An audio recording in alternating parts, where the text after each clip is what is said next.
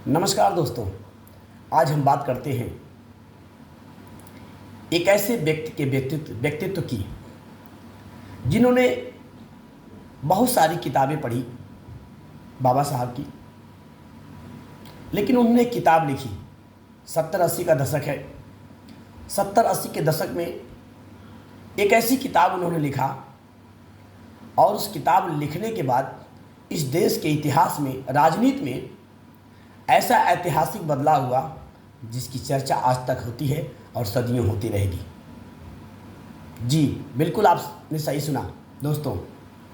हम बात करना चाहते हैं उस ऐसे शख्सियत की जिसका नाम आज हर राजनीतिक व्यक्ति की जुबान पे है, जिन्होंने देश की राजनीति को बदल डाला। जो सोच भी नहीं सकते थे लोग कि राजनीति में कभी ऐसा भूचाल आ सकता है और ऐसा बदलाव आ सकता है। जी, भारत आज़ाद हो चुका था, लेकिन दलित बहुजन समाज के लिए सत्ता के दरवाजे अब भी बंद थे। इस अंधेरे दौर में एक आदमी ने कलम उठाई और लिखा चमचा युग। जी बिल्कुल, आपने सही सुना, चमचा युग एक ऐसी किताब। सन 1982 बहुजन आंदोलन का एक नया अध्याय काशीराम ने लिखा। जब तक सत्ता की चाबी तुम्हारे हाथ में नहीं, तब तक तुम्हारे सपने दूसरे लिखेंगे। और इस चाबी को छीनने वाले थे चमचे। चमचा वो नेता जो दिखता तुम्हारा है पर चलता किसी और के इशारे पर, जो तुम्हारे हक की लड़ाई लड़ने का वादा करे पर असल में मालिक की सेवा करे। चमचे को प्रतिभा नहीं, वफादारी चाहिए मालिक के प्रति। कई दलित नेता सत्ता में कुर्सी पाने के लिए अपनी असली लड़ाई भूल जाते हैं और उन्हें मालिक के घर की रोटी चुनी और जनता को भूखा छोड़ दिया। जब तक असली नेता नहीं आएगा, तब तक चमचे ही तुम्हारा भविष्य तय करेंगे और वो भविष्य तुम्हारा नहीं होगा। चमचा युग हमें चेतावनी देती है, सत्ता की चाबी अपने हाथ में लो, वरना तुम्हारा कल किसी और के हाथ में होगा। जी दोस्तों, ऐसे ही शब्दों के साथ काशीराम साहब ने जो किताब लिखी चमचा युग, उसमें चमचों को चिन्हित किया है और उन्होंने समाज के 6 प्रकार के चमचों को बताने का प्रयास किया। वो साल 1982 का, देश में लोकतंत्र था लेकिन दलित बहुजन राजनीति के लिए सत्ता के सभी दरवाजे बंद थे। उस युग में, उस समय में काशीराम साहब ने उन चमचों को पहचाना कि बहुजनों की जो स्थिति है आज किस कारण है। उन्हें पता चला कि समाज के ही लोग दूसरे के दलाल, भड़वे और चमचे बने पड़े हैं। इसीलिए उन्होंने दलाल, भड़वे न शब्द यूज करते हुए सीधा सीधा शब्द उपयोग किया, चमचे। ये सिर्फ एक किताब नहीं, एक चेतावनी थी, बल्कि एक दस्तावेज था, एक आईना था जिससे समाज अपने असली हालात को देख सके।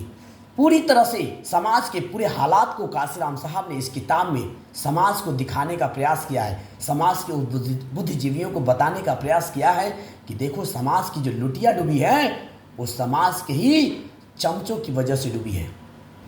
काशीराम साहब ने इसमें बताने का प्रयास किया कि तुम अपने नेता को पहचानो, समझने की कोशिश करो कैसे वो चमचा बनता है। वो चमचा होता कैसे है? चमचा वो व्यक्ति होता है जो अपनी जनता का हित छोड़ करके शोषक वर्ग की सेवा करता है।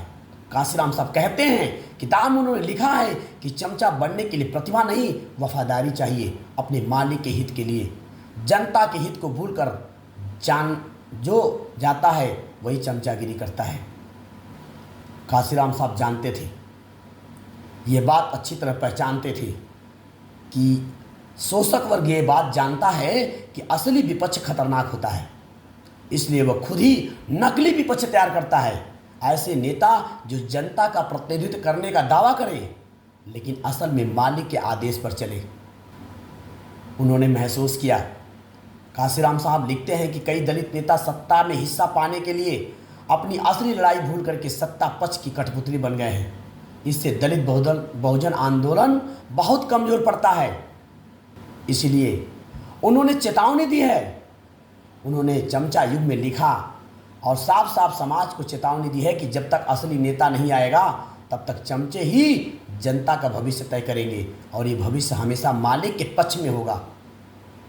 इसलिए मानवर काशीराम साहब बताने का प्रयास करते हैं कि चमचा युग हमें सिर्फ यह नहीं बताती है कि कौन हमारे साथ धोखा कर रहा है, यह हमें यह भी सिखाती है कि असली नेता कौन है, जो अपनी जनता के लिए, अपने स्वाभिमान के लिए और अपने अधिकारों के लिए किसी भी सत्ता के सामने झुकता नहीं हो। काशीराम साहब का संदेश है कि सत्ता हासिल करो वरना तुम्हारा भविष्य चमचों के हाथों में रहेगा। दोस्तों, काशीराम साहब ने एक किताब जो लिखी चमचा युग, आपको मिलेगा बाज़ार में, आप इसे ढूंढिए।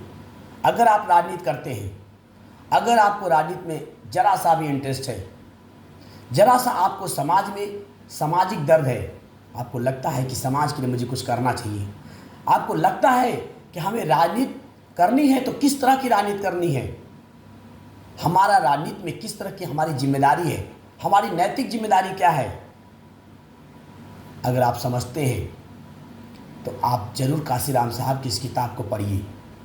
आपको पता चलेगा कि आप कहाँ खड़े हैं, राजनीति के किस स्तर पे आप खड़े हैं। सच में आप कहीं ऐसा तो नहीं कि आप सत्ता के नशे में इतना चूर हैं कि आप खुद भी समाज के हित में न काम करते हुए किसी नेता के आप चमचे बने पड़े हैं। मानवर काशीराम साहब ने इसीलिए चमचा युग में 6 प्रकार के चमचों को चिन्हित किया है। उन्होंने जो रिसर्च किया, जो उन्होंने खोज किया, जो उसे पहचाना और जाना, राजनीतिक बाबा साहब के मरने के बाद जो राजनीति में बहुजन समाज की स्थिति थी, देश के आज़ाद होने के इतने सालों बाद भी उसको काशीराम साहब ने पहचानने का प्रयास किया। 78 में उन्होंने जो बामसेफ बनाया, 81 में उन्होंने DS4 बनाया और 84 में बहुजन समाज पार्टी बनाया।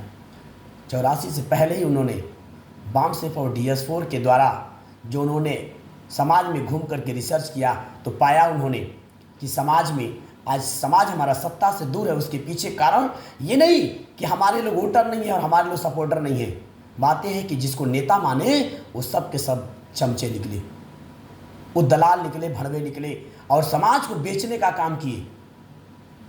दोस्तों, इसलिए आप पढ़िए 6 प्रकार के जो चमचों को उन्होंने चिन्हित किया, उसमें खुद को आप तौलिए कि कहीं आप भी तो चमचे तो नहीं। जिसमें उन्होंने पहले जो चमचे बताए, जात या समुदाय आधारित चमचे, यानी अनिच्छुक चमचे, अनुसूचित जाति, नवदीक्षित चमचे, अनुसूचित जनजाति, महत्वाकांक्षी चमचे, OBC, मजबूर चमचे, अल्पसंख्यक वर्ग।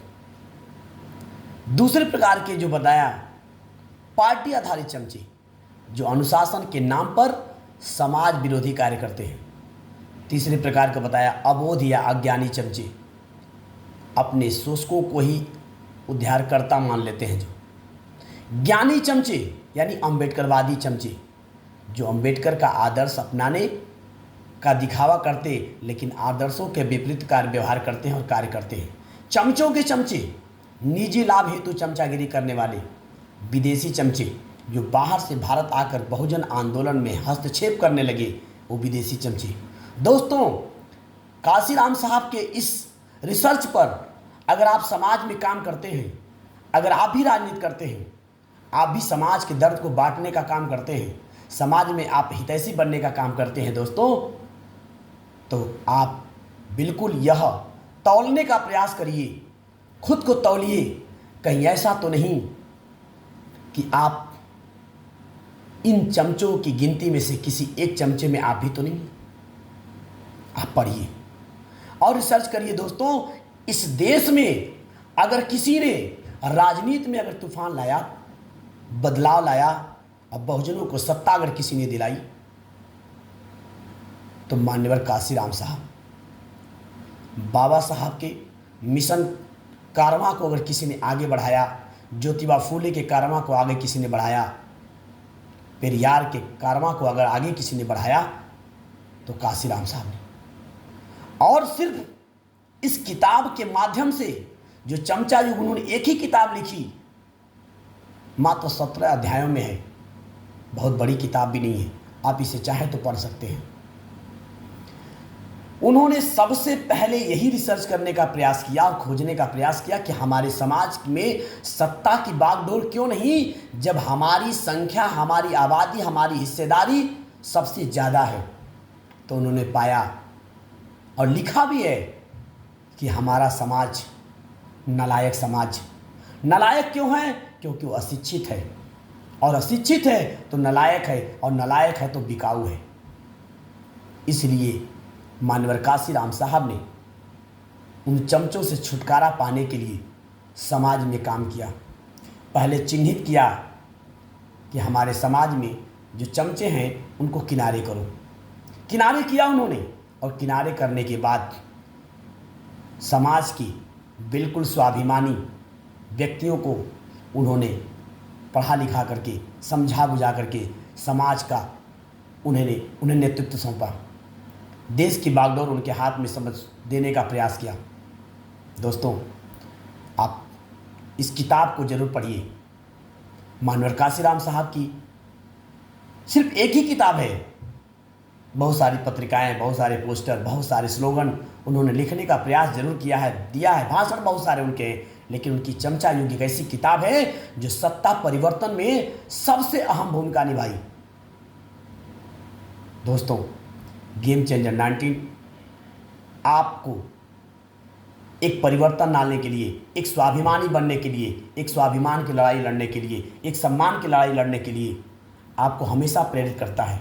ऐसे किताबों को ढूंढ कर लाने का प्रयास करता है, और आप तक उसके एक बिल्कुल सारांश आप तक पहुंचाने का प्रयास करता है, और आपको बताने का प्रयास करता है कि कौन सी किताब को आपको पढ़ना चाहिए, जिससे आपको समाज में परिवर्तन लाने के आपके अंदर जो चेष्टा है वो बिल्कुल जगेगी। जो आप सुसुप्तावस्था में चले गए हैं, जो आप चिंतन करना छोड़ दिए हैं, आप बिल्कुल चिंतन करेंगे, आपको लगेगा और हकीकत को आप जानेंगे।